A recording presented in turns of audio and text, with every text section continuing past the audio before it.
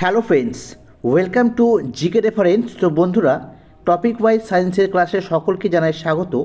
তো আজকে যে টপিকটি আলোচনা করব, তড়িৎ বিশ্লেষণ ও তড়িৎ পরিবাহী, যা তোমাদের আপকামিং যে কোনো কম্পিটিটিভ পরীক্ষার জন্য সায়েন্সের একটি গুরুত্বপূর্ণ টপিক। অবশ্যই তোমরা প্রথম থেকে শেষ পর্যন্ত পুরো ভিডিওটি দেখবে। আর তোমরা যদি নতুন হয়ে থাকো, অবশ্যই কিন্তু চ্যানেলটি সাবস্ক্রাইব করে পাশে থাকবে। তো চলো এই ক্লাসটি শুরু করছি। তোমরা অবশ্যই কিন্তু পুরোটা দেখবে। দেখো, তড়িৎ বিশ্লেষণ এবং তড়িৎ পরিবাহী এই চ্যাপ্টারের বেশ কিছু গুরুত্বপূর্ণ প্রশ্ন আমরা নিয়েছি। যেমন ধরো, যে সকল পদার্থ তড়িৎ পরিবহন করতে সক্ষম তাদেরকে কি বলা হয়? মনে রাখবে, তড়িৎ পরিবাহী বলা হয়। যে সকল পদার্থ পরিবহনে সক্ষম তড়িৎ, তাদের বলা হচ্ছে তড়িৎ পরিবাহী পদার্থ। এই তড়িৎ পরিবাহী পদার্থগুলোকে তিন প্রকারে ভাগ করা যায়। একটি হচ্ছে ধাতব পদার্থ, একটি হচ্ছে অধাতব পদার্থ এবং তড়িৎ বিশ্লেষ্য পদার্থ। মনে রাখবে, ধাতব পদার্থ, অধাতব পদার্থ এবং তড়িৎ বিশ্লেষ্য। ঠিক আছে? আর যারা অধাতব পদার্থ হয় তারা কিন্তু অধাতব পরিবাহীও। ঠিক আছে? তাহলে ধাতব পরিবাহীর উদাহরণ যদি বলা হয়, তামা, লোহা, রূপা ইত্যাদি, এগুলো হচ্ছে ধাতব পরিবাহীর উদাহরণ। আর অধাতব পরিবাহীর মধ্যে রয়েছে গ্রাফাইট, গ্যাস কার্বন। মনে রাখবে, গুরুত্বপূর্ণ কিন্তু প্রশ্নগুলো। ধাতব এবং অধাতব পরিবাহীর মধ্যে তড়িৎ প্রবাহের মূল কারণ হচ্ছে মুক্ত ইলেকট্রন। অর্থাৎ ধাতব এবং অধাতব যে পরিবাহীগুলি রয়েছে তাদের মধ্যে যে তড়িৎ পরিবহন করতে পারে, এর কারণটাই হচ্ছে মুক্ত ইলেকট্রন। আর যে সকল পদার্থ জলে দ্রবীভূত অথবা গলিত অবস্থায় তড়িৎ পরিবহন করে এবং রাসায়নিক বিক্রিয়ায় নতুন পদার্থ তৈরি করে, তাদের বলা হচ্ছে তড়িৎ বিশ্লেষ্য পদার্থ। তড়িৎ অবিশ্লেষ্য পদার্থের মধ্যে রয়েছে বেনজিন, ইথানল, চিনি। এগুলো কিন্তু তড়িৎ অবিশ্লেষ্য, অর্থাৎ তড়িৎ কিন্তু পরিবহন করতে অক্ষম। এবং তড়িৎ বিশ্লেষ্য পদার্থের উদাহরণ হচ্ছে অ্যাসিড, ক্ষার, লবণের জলীয় দ্রবণ। প্রত্যেকটা কিন্তু তড়িৎ বিশ্লেষ্য পদার্থের উদাহরণ। এবার তড়িৎ বিশ্লেষ্য পদার্থের মধ্যে তড়িৎ পরিবাহীর কারণটা হচ্ছে আয়ন। যেমন বললাম, ধাতব এবং অধাতব পরিবাহীর মধ্যে তড়িৎ প্রবাহের মূল কারণ হচ্ছে মুক্ত ইলেকট্রন। ঠিক তেমনই তড়িৎ বিশ্লেষ্য পদার্থের ক্ষেত্রে তড়িৎ পরিবাহীর মূল কারণ হচ্ছে আয়ন। কোনো ধাতব বা অধাতব পরিবাহী যখন ক্যাটায়ন এবং অ্যানায়ন তৈরি করে, তখন কিন্তু আয়নের সৃষ্টি হয়। আর এই আয়নের জন্যই কিন্তু তড়িৎ পরিবহনে সক্ষম হয়ে ওঠে। তারপর দেখো, তড়িৎ অপরিবাহী বা অন্তরক পদার্থ হচ্ছে যারা তড়িৎ পরিবহনে অক্ষম, যারা তড়িৎ পরিবহন করতে পারে না, তাদের বলা হচ্ছে অপরিবাহী বা অন্তরক পদার্থ। যেমন উদাহরণস্বরূপ বললে, অন্তরক বা তড়িৎ অপরিবাহীর উদাহরণ হচ্ছে কাঠ, রবার, কাঁচ, পলিথিন ইত্যাদি। প্রত্যেকটাই হচ্ছে অন্তরক বা তড়িৎ পরিবাহীর একটি উদাহরণ। ঠিক আছে? পরবর্তী কোশ্চেন দেখব, মৃদু তড়িৎ বিশ্লেষ্য পদার্থ।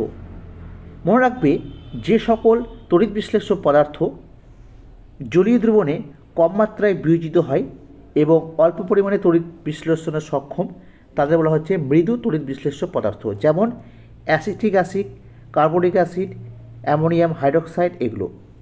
আর তীব্র তড়িৎ বিশ্লেষ্য পদার্থ হচ্ছে যে সকল তড়িৎ বিশ্লেষ্য পদার্থ বেশি মাত্রায় আয়ন তৈরি করবে এবং তীব্র মাত্রায় কিন্তু তড়িৎ বিশ্লেষণে সক্ষম হয়, তাকে বলা হচ্ছে তীব্র তড়িৎ বিশ্লেষ্য পদার্থ। যেমন NaCl অর্থাৎ খাদ্য লবণ, সোডিয়াম হাইড্রক্সাইড অর্থাৎ কস্টিক সোডা, তারপরে caustic potassium hydroxide, sulphuric acid, nitric acid, hydrochloric acid, প্রত্যেকটাই হচ্ছে তীব্র তড়িৎ বিশ্লেষ্য পদার্থ। তারপর দেখো, তড়িৎগ্রস্ত পরমাণুকে কী বলা হয়? মনে রাখবে, আয়ন বলা হয়। যেমন Na+ এবং Cl-। Na+টা হচ্ছে ক্যাটায়ন এবং Cl- হচ্ছে অ্যানায়ন। যেমন ক্যাটায়ন হচ্ছে ধনাত্মক তড়িৎগ্রস্ত আয়ন। ঠিক আছে? আর অ্যানায়ন হচ্ছে ঋণাত্মক তড়িৎগ্রস্ত আয়ন। মনে রাখবে। আর যে পাত্রে তড়িৎ বিশ্লেষণ করা হয় তার নাম হচ্ছে ভোল্টামিটার। মনে রাখবে, ভোল্টামিটার। ঠিক আছে? আর ভোল্টামিটারের যে তড়িৎদ্বার ব্যাটারির ধনাত্মক মেরুর সাথে যুক্ত থাকে, তাকে বলা হচ্ছে অ্যানোড। গুরুত্বপূর্ণ প্রশ্ন। ভোল্টামিটারের যন্ত্রের মধ্যে যে তড়িৎদ্বারটি ব্যাটারির ধনাত্মক মেরুর সাথে যুক্ত থাকে, তাকে বলা হচ্ছে অ্যানোড। ঠিক আছে? ঠিক যদি উল্টো করে বলা হয়, যে তড়িৎদ্বার ঋণাত্মক মেরুর সাথে যুক্ত থাকে তাকে বলা হচ্ছে ক্যাথোড। ঠিক আছে, তারপর দেখো তড়িৎ শক্তি থেকে রাসায়নিক শক্তিতে রূপান্তরিত হয় কোথায়? তো তড়িৎ বিশ্লেষণের সময়। তড়িৎ বিশ্লেষণের সময় তড়িৎ শক্তি রাসায়নিক শক্তিতে রূপান্তরিত হয়। তারপর দেখো তড়িৎ বিশ্লেষণের প্রয়োজনীয় হয় কী ধরনের প্রবাহ? তো সমপ্রবাহ বা ডাইরেক্ট কারেন্টের প্রয়োজন। মনে রাখবে এসি কারেন্ট বা অল্টারনেটিভ কারেন্টে কিন্তু তড়িৎ বিশ্লেষণটা সম্পূর্ণভাবে বন্ধ হয়ে যায়। এই জন্য ডিসি কারেন্ট কিন্তু ব্যবহার করা হয় তড়িৎ বিশ্লেষণ করার ক্ষেত্রে। তারপর দেখো তড়িৎ বিশ্লেষণে অ্যানোডে কোন প্রকার বিক্রিয়া ঘটে? তো জারণ বিক্রিয়া ঘটে। ঠিক আছে, আর ক্যাথোডে ঘটে বিজারণ বিক্রিয়া। গুরুত্বপূর্ণ প্রশ্ন দুটো মনে রাখবে।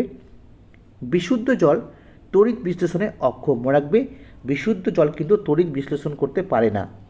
তারপর দেখো জলের তড়িৎ বিশ্লেষণে যে তড়িৎদ্বার ব্যবহার করা হয় তার নাম কি? তো প্লাটিনাম। তো প্লাটিনামের তড়িৎদ্বার কিন্তু ব্যবহার করা হয়। তারপর দেখো জলের তড়িৎ বিশ্লেষণে অ্যানোডে কোন গ্যাস উৎপন্ন হয়?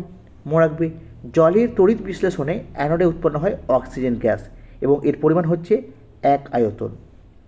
একই রকমভাবে জলের তড়িৎ বিশ্লেষণে ক্যাথোডে উৎপন্ন হয় হাইড্রোজেন। একে 2 অণু কিন্তু উৎপন্ন হয়। তাহলে ক্যাথোডে উৎপন্ন হয় হাইড্রোজেন আর অ্যানোডে উৎপন্ন হয় অক্সিজেন। এই যে জলের তড়িৎ বিশ্লেষণের ফলে যে অক্সিজেন আর হাইড্রোজেন উৎপন্ন হয় তাদের যে ভর, সেই ভরের অনুপাত হচ্ছে 1:8। মনে রাখবে গুরুত্বপূর্ণ প্রশ্ন। তারপর প্লাটিনাম তড়িৎদ্বারের সাহায্যে যখন খাদ্য লবণের জলীয় দ্রবণকে তড়িৎ বিশ্লেষণ করা হয় তখন ক্যাথোডে হাইড্রোজেন গ্যাস উৎপন্ন হয় এবং অ্যানোডে ক্লোরিন গ্যাস কিন্তু উৎপন্ন হয়, এটাও মনে রাখবে। নেক্সট দেখো তড়িৎ বিশ্লেষণের যে ব্যবহারিক প্রয়োগ, মানে যেমন ধাতু নিষ্কাশন, ধাতুকে বিশুদ্ধকরণ, তড়িৎ লেপন, এইসব কারণের ক্ষেত্রে তড়িৎ বিশ্লেষণের কিন্তু ব্যাপক হারে ব্যবহার হয়ে থাকে। নেক্সট দেখো ধাতুর বিশুদ্ধকরণে তড়িৎ বিশ্লেষণে ক্ষয় হয় কোনটি? তো মনে রাখবে অ্যানোড কিন্তু ক্ষয়প্রাপ্ত হয়। ঠিক আছে, আর ক্ষয় হয়ে ক্যাথোডে জমা হয়। নেক্সট দেখো অ্যানোড মাডে কী পাওয়া যায়? তো অ্যানোড মাডে হচ্ছে সোনা, রূপা, প্লাটিনাম, এসব মূল্যবান ধাতু পাওয়া যায়। তড়িৎ বিশ্লেষণের সময় যখন ধাতুর বিশুদ্ধীকরণ করা হয় তখন অ্যানোড কিন্তু ক্ষয়প্রাপ্ত হয়। সেই ক্ষয় হওয়ার সময় কিছু মূল্যবান ধাতু কাদার মাডের মতো কিন্তু জমা হয় অ্যানোডের গোড়াতে। এই জন্য একে বলা হয় অ্যানোড মাড। আর এর মধ্যে সোনা, রূপা, প্লাটিনাম এর মতো মূল্যবান ধাতুগুলো কিন্তু এখান থেকে সংগ্রহ করা হয়। নেক্সট দেখো কম সক্রিয় ধাতুর উপর অধিক সক্রিয় ধাতুর প্রলেপ দেওয়াকে কী বলা হয়? তড়িৎ লেপন বলা হয়। কম সক্রিয় ধাতুর উপরে অধিক সক্রিয় ধাতুর যে প্রলেপ দেওয়া হয় তড়িৎ বিশ্লেষণ ব্যবহার করে, এই প্রক্রিয়ার নাম হচ্ছে তড়িৎ লেপন। ঠিক আছে, 3টা ইম্পর্টেন্ট কথা মনে রাখবে যে তড়িৎ লেপনের সময় তড়িৎ বিশ্লেষ্য পদার্থ হিসেবে ব্যবহার করা হয় যে ধাতুর প্রলেপ দিতে হবে তাকে কিন্তু তড়িৎ বিশ্লেষ্য রূপে ব্যবহার করতে হবে। আর অ্যানোডে ব্যবহার করতে হবে যার উপরে প্রলেপ দেওয়া হবে তাকে, আর ক্যাথোডে ব্যবহার করতে হবে যার উপরে প্রলেপ দিতে হবে। তার মানে একটু বুঝিয়ে বলি তোমাদের, মনে করো লোহার উপরে সোনার প্রলেপ দিব, তাহলে যার প্রলেপ দেওয়া হবে অর্থাৎ সোনার প্রলেপ দিব, তাহলে সোনাকে ব্যবহার করতে হবে অ্যানোডে। কার উপরে প্রলেপ দিব? লোহার উপরে প্রলেপ দিব, তো যার উপর প্রলেপ দেওয়া হবে তাকে রাখা হবে ক্যাথোডে। আর যেহেতু সোনার প্রলেপ দিচ্ছি তার জন্য সোনার জলীয় দ্রবণকে কিন্তু তড়িৎ বিশ্লেষ্য পদার্থ রূপে ব্যবহার করতে হবে। তো এর উপর কিন্তু ভিত্তি করে বেশ কিছু কোশ্চেন কিন্তু আসে। তারপর দেখো কোনো ধাতুর উপর সোনার প্রলেপ দিতে তড়িৎ বিশ্লেষ্য রূপে যে সোনার জলীয় দ্রবণটি ব্যবহার করা হয় তার নাম হচ্ছে পটাশিয়াম অরোসায়ানাইড। ঠিক আছে, এটা সংকেত রয়েছে, দেখে নিবা। আর কোনো ধাতুর উপর রূপোর প্রলেপ দেওয়ার জন্য যে তড়িৎ বিশ্লেষ্য পদার্থ ব্যবহার করা হয় তার নাম হচ্ছে পটাশিয়াম আর্জেন্টো সায়ানাইড। এখানেও সংকেত রয়েছে। কোশ্চেন দুটো কিন্তু মোস্ট ইম্পর্টেন্ট। এছাড়াও তামার প্রলেপ দিতে কপার সালফেট ব্যবহার করা হয়। ঠিক আছে, তারপরে নিকেলের প্রলেপ দিতে নিকেল সালফেট ব্যবহার করা হয়, এগুলো মনে রাখবে। তারপরে দেখো কোনো ধাতুর উপর জিঙ্ক বা দস্তার প্রলেপ দেওয়াকে কী বলা হয়? গ্যালভানাইজেশন বলা হয়। ঠিক আছে, তাহলে গ্যালভানাইজেশনে কোন ধাতুর প্রলেপ দেওয়া হয়? দস্তা বা জিঙ্ক। নেক্সট দেখো, অ্যালুমিনিয়াম ধাতুর নিষ্কাশনে উষ্ণতা কমাতে বিশুদ্ধ অ্যালুমিনিয়ামের সাথে কি যোগ করা হয়? তোমরা রাখবে ক্রায়োলাইট যোগ করা হয়, ক্রায়োলাইট, যাতে করে উষ্ণতাটা কমে যায় এবং কম তাপমাত্রাতে সেই ধাতুর নিষ্কাশনটা করা সম্ভব হয়। তারপর দেখো, কোনো ধাতুর ওপর তামার প্রলেপ দিতে তড়িৎ বিশ্লেষণ রূপে ব্যবহার করা হয় কপার সালফেট CuSO4, যেটা তোমাদের বললাম। আর নিকেলের প্রলেপ দিতে ব্যবহার করা হয় নিকেল সালফেট বা NiSO4। ঠিক আছে, এগুলো কিন্তু পড়বে। তো মোটামুটি তড়িৎ বিশ্লেষণ এবং তড়িৎ পরিবাহী থেকে এই যে গুরুত্বপূর্ণ প্রশ্নগুলো তোমাদের করানো হলো, তোমরা যে কোনো যদি কম্পিটিটিভ পরীক্ষায় দিতে যাও দেখবে যে মোটামুটি যদি এই টপিক থেকে আসে তো মোটামুটি এইগুলোর মধ্যে থেকে আসবে। ঠিক আছে, বিশেষ করে WPSCর যদি এক্সামগুলো হয়। তো যদি কেমন লাগলো তোমরা অবশ্যই কমেন্টে জানাও। যদি ভিডিওটি ভালো লাগে তো অবশ্যই লাইক করবে, শেয়ার করবে, আর যদি নতুন হয়ে থাকো তো অবশ্যই এই জিকে রেফারেন্স ইউটিউব চ্যানেলটিকে সাবস্ক্রাইব করে রাখবে। তো বন্ধুরা, আজকে এই পর্যন্তই, পরের দিন আবার ক্লাস হবে। সকলে ভালো থেকো, থ্যাংক ইউ।